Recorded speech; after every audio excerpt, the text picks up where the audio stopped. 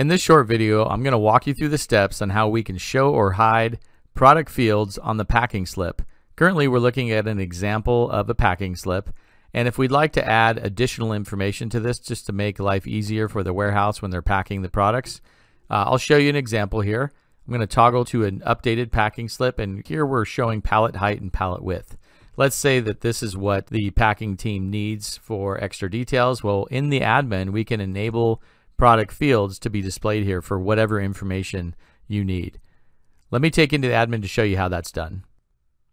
Okay, once you've logged into the admin, let's go along to the Catalog tab.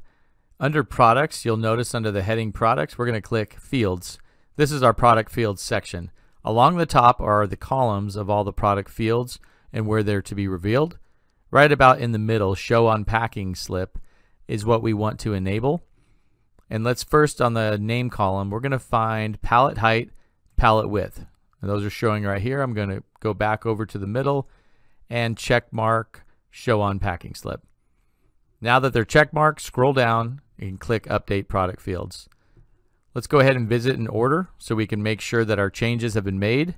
I'm going to click on this example here, and I'm going to navigate to Print so I can view a packing list.